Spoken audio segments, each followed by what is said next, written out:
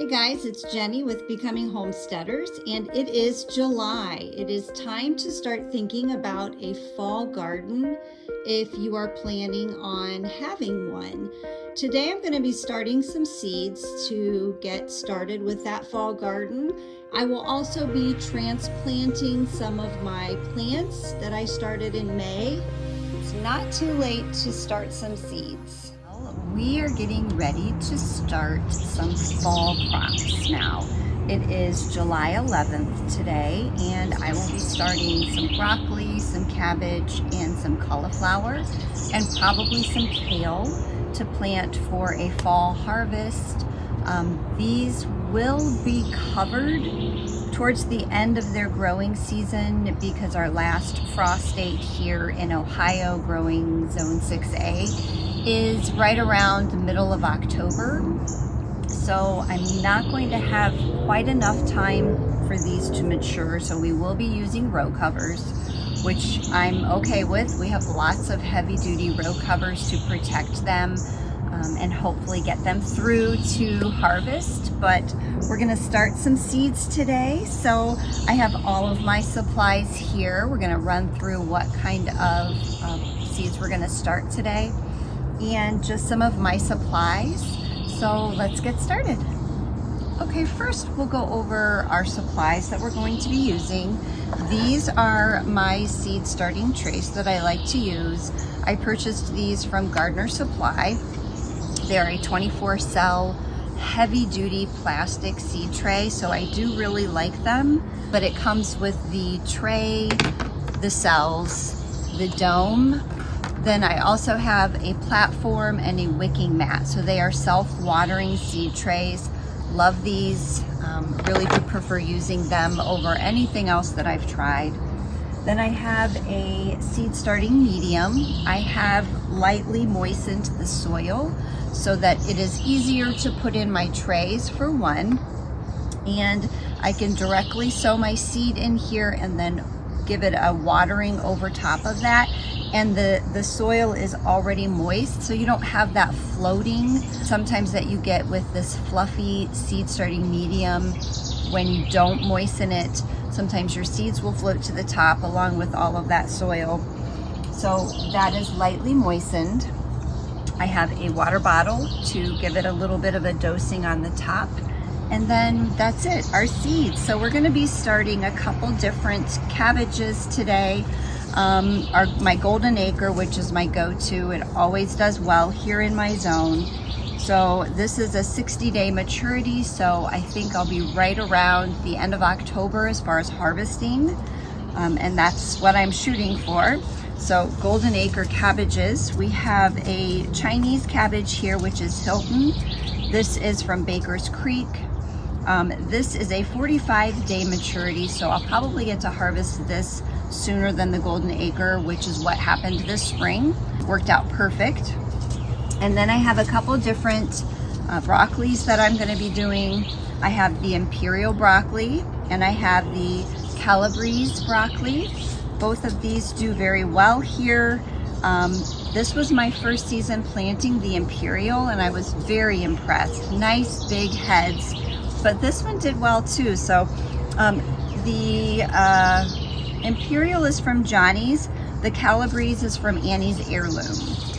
And then we're also going to be doing just a white cauliflower. I really do need to get some new seed because this is seed that I've had for a while, but we're gonna go ahead and plant it and see what happens. The same with the golden acre cabbage. I have two different seed packets here. We're gonna use both of them. They both did well this spring, so hopefully they do well again in the fall. I also have my journal here.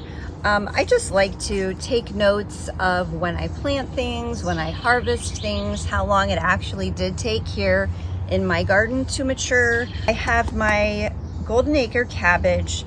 Those for this spring, just to give you an idea, I started February 13th in my Gardener Supply seed trays.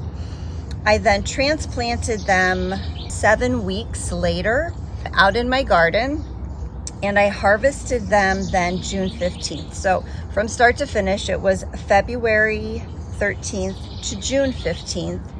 And they probably could have stayed in the ground another week or so, but I was leaving on a trip, which was amazing. We went to Upper Peninsula. If you've never been there, I highly recommend going.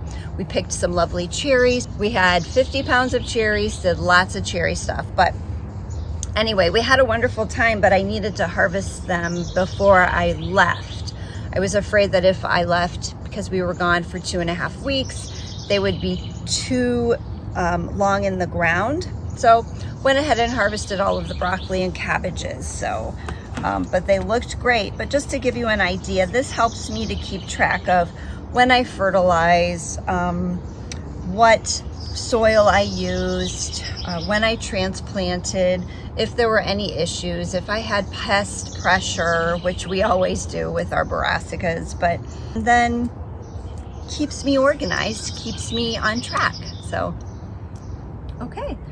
Trays are all filled with my soil medium. I'm just going to use my pen and dibble a little hole in each cell. Then I'm going to put 2 seeds per cell. Once these seeds germinate, I then lift them out of the seed tray, place them on the platform that comes with this set, as well as the wicking mat, and I put a little bit of water in the bottom of the original seed tray with the platform setting in the water and the wicking mat just touching the surface of the water so that it wicks up enough to keep the soil moist, but I remove the dome. And then at this time as well, once I see 1 or 2 true leaves starting to develop, this is the time that I also start to fertilize them. And I'll fertilize them about once a week, maybe once every 2 weeks. And I use a Espoma indoor fertilizer. I will put a picture of that up here on the screen, but I have used that for all of my seedlings and I've had very good success. So you want to give your seedling the best start right at the beginning so that you have a nice healthy plant to then transplant. Okay, all the seeds are planted. I just went through and lightly covered them. I'm going to give them a little misting with my water bottle first. I'm hoping to give these seedlings about 6 to 7 weeks start indoors. Then I'll start to harden them off and ideally get these transplanted in the ground by the 3rd or 4th week of August. We'll see. That's kind of cutting it close to my timeline, but we'll see how they look, how they're doing.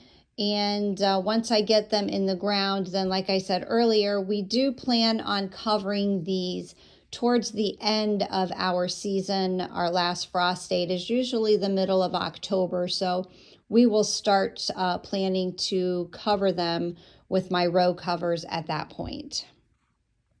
Okay, all topped with some vermiculite. That helps with damping off of your plant as well as keeping the soil moist and any fungus that would form. It does help with that. So we're going to put a dome on these. After I mist the top, we're going to put it in my sunroom and hopefully that will be a nice warm place for them to germinate. You also want to make sure you're labeling these. I am out of labels, so I have to go to the store and hopefully I will remember what is what. We'll see. But yes, if you don't label them, once you think I will remember, you won't remember. So I highly recommend labeling your trays as you go so you don't forget. So I'm also going to be transplanting some of my cucumbers, pumpkins, and squash today. So I'm going to bring you along for that.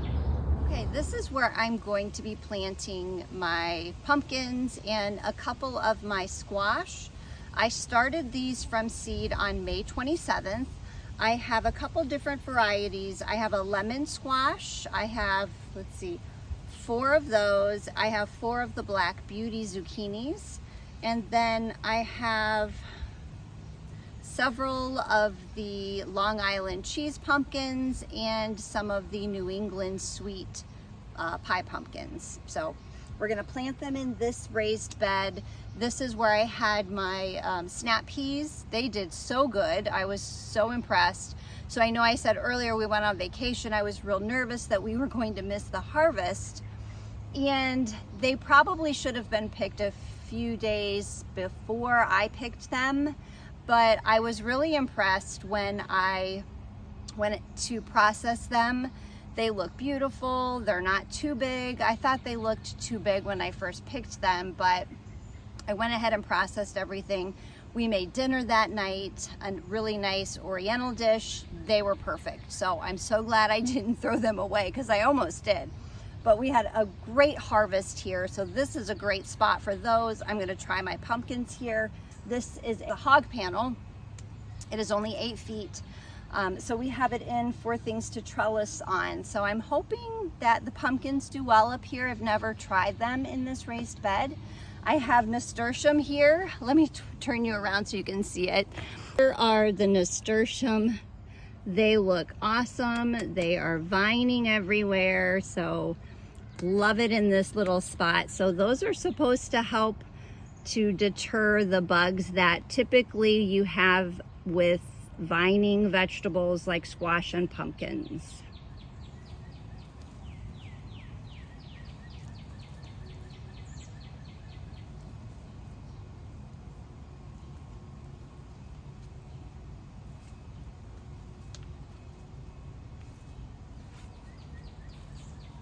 Okay, now that I'm looking at this space, I don't think I'm going to put my squash up here. I just don't think I have enough room because these are going to take over, I have a feeling, this area. So I'm going to put my squash, my lemon squash and the black beauty zucchini over where I planted my carrots. Those are going to be due to harvest soon.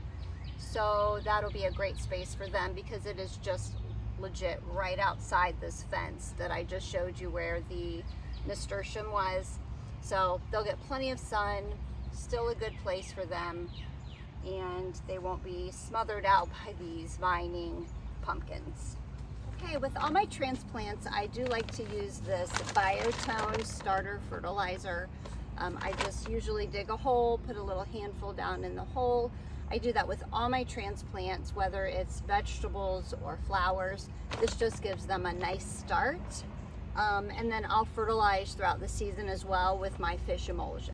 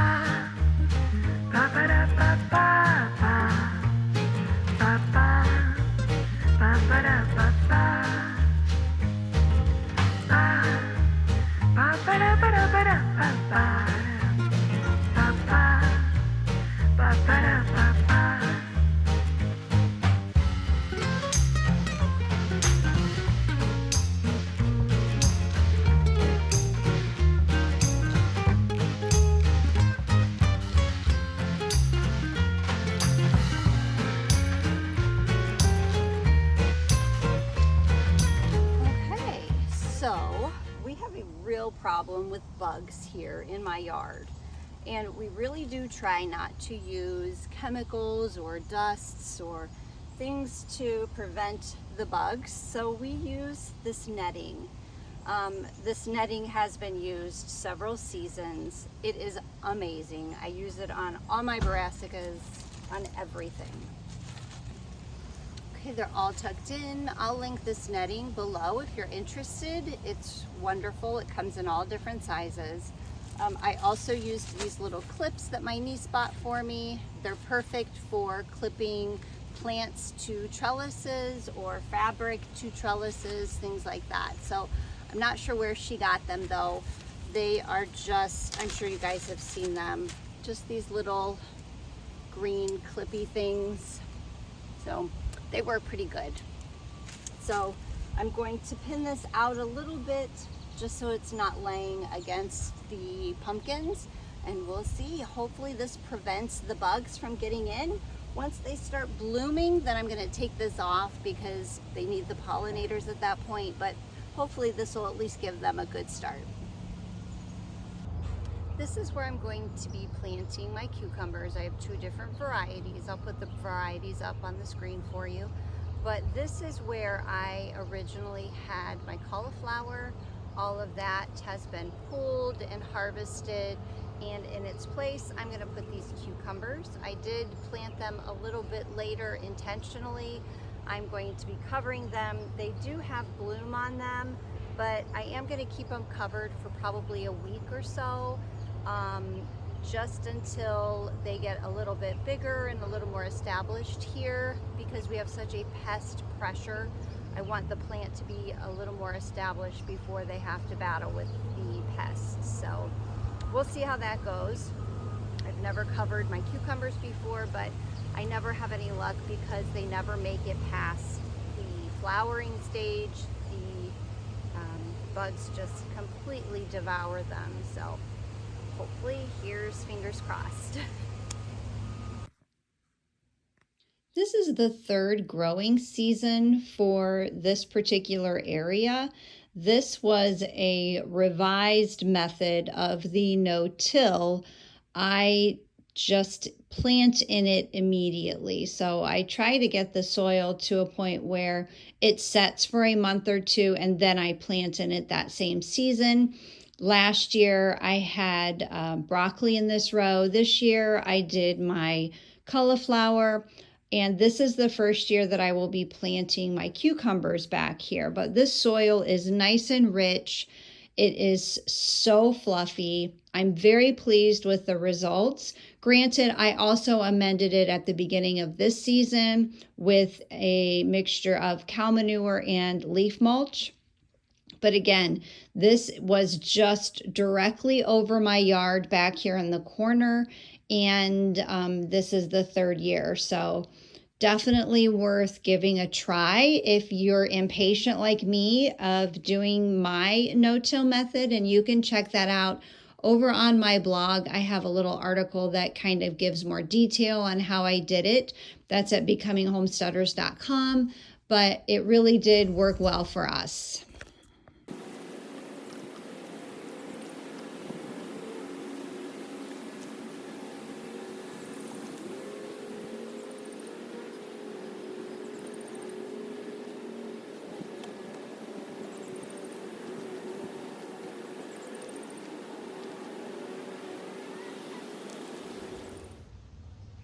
Okay, so it's been a couple days. I harvested my carrots and had a really great carrot harvest to my surprise.